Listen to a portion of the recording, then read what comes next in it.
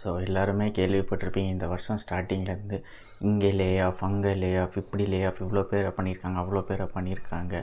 ஒரு பக்கம் பார்த்தீங்கன்னா இயர்ஸ் பாஸ் ஆன் ஆக நிறைய கிராஜுவேட்ஸ் வெளில வராங்க. அந்த கிராஜுவேட்ஸ்க்கு வேலை கிடைக்கிறது அவ்வளோ கஷ்டமாக இருக்குது இந்த ஏஐலாம் இப்படி வந்தனால.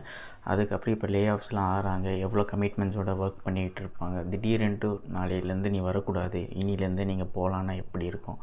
அப்படி நடந்துகிட்டு இருக்கிற டைமில் டிசிஎஸ் கவர்மெண்ட் அப்படின்வாங்க, ஒரு ப்ரைவேட் கவர்மெண்ட் ஜாப் செக்யூரிட்டி. இப்போது ரத்தன் டாட்டா இறந்ததுக்கு அப்புறமே பார்த்திங்கன்னா மேனேஜ்மெண்ட் டோட்டலாக மாறிடுச்சு.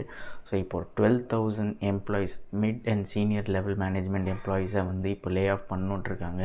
அந்த லே ஆஃப்ன்ற அந்த வேர்டோட அந்த டேர்ம் இருக்குது இல்லையா, எவ்வளோ ஹார்ம்ஃபுல்லாக இருக்குது பாருங்கள். அது கேட்குறப்ப நியூஸ் படிக்கிறப்ப இப்போ நம்மளுக்குமே அந்த பயம் இருக்குது, நாளைக்கு நம்மளுக்கும் இதே நிலைமை தான் வருமா வராதான்ற மாதிரி ஒரு பயத்திலே வச்சுருக்காங்க. ஸோ இந்த மாதிரி ஏதாச்சும் கவர்மெண்ட் வந்து ஏதாச்சும் ஆக்ஷனோ ஏதாச்சும் பாலிசியோ இம்ப்ளிமெண்ட் பண்ணாங்கன்னா, ஒரு பென்ஷன், ஒரு சப்சிடிஸ் மாதிரி ஏதாச்சும் கொடுத்தாங்கன்னா அந்த ஃபேமிலிஸ்க்கு ரொம்பவே ஹெல்ப்ஃபுல்லாக இருக்கும். ஸோ இதோட தாட்ஸ் என்னன்றதை நீங்கள் கமெண்ட் செக்ஷனில் போடுங்க.